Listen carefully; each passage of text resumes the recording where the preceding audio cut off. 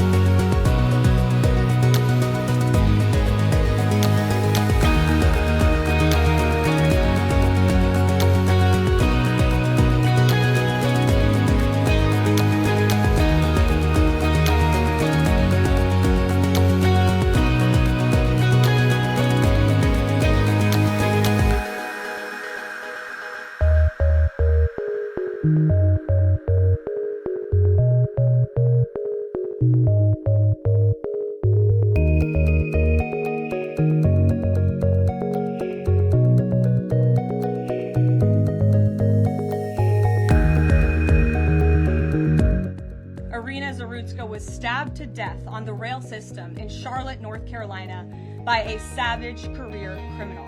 The most enraging and unacceptable part of this story is that her death was entirely preventable. Decarlos Brown never should have been on that train that night. In fact, he should have been behind bars. Previously served 5 years in prison for a robbery with a deadly weapon charge.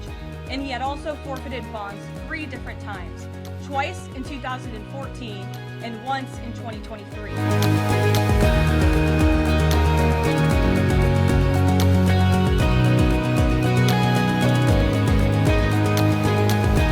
Despite all of this past documented criminal history, when Brown was arrested yet again in January of this past year, a Democrat judge, who I will add was a strong supporter of former Vice President Kamala Harris, released this insane criminal once again without requiring him to pay any bail. He simply had to sign a written promise to return for his court hearing. Think about how crazy it is to ask a career criminal, someone who by definition repeatedly breaks the law, to just sign a written promise and come back again another day. This is madness.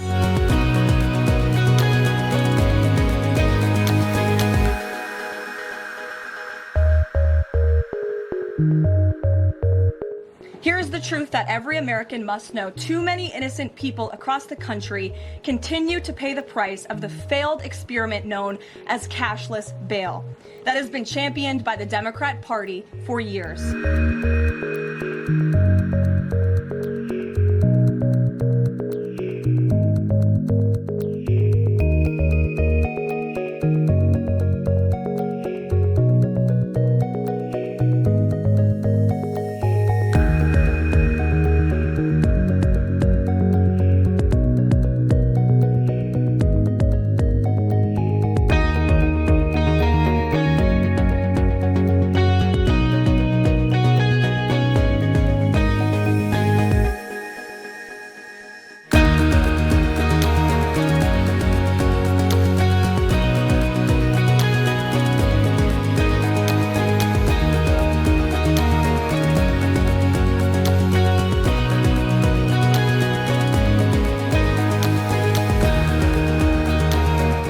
Now, last night we spoke about the media's shameful silence on a horrific murder in North Carolina because it does not fit their preferred narratives.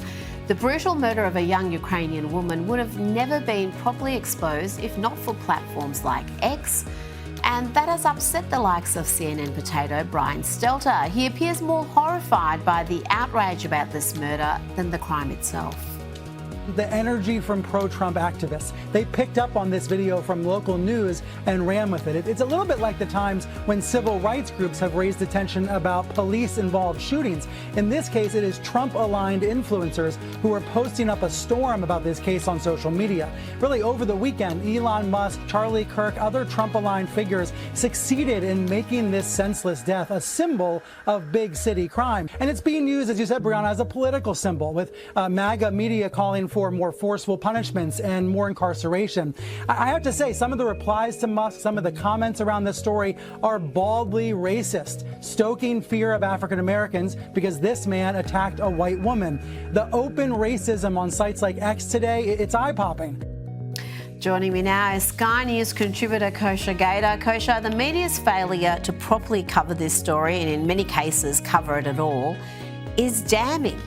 It is, and what's eye-popping, Brian Stelter, is to be on a train as an innocent person minding your own business and being stabbed to death. That is what's eye-popping to people, and Exactly. He's complicit in purposely trying to whitewash that and put it to the side. And I think the reason why the media has especially been quiet on this one, they often are for many stories, is this really is like a checkmate for them, because all of the standard narratives don't work with this. The racial profiles of the murderer and the victim are inconvenient. There was no gun involved, so they can't fight the Second Amendment, which is one of their favorite tropes. The person is a completely unsympathetic figure because he had this long rap sheet and had been repeatedly left out 12 times, cashless bail, all of that.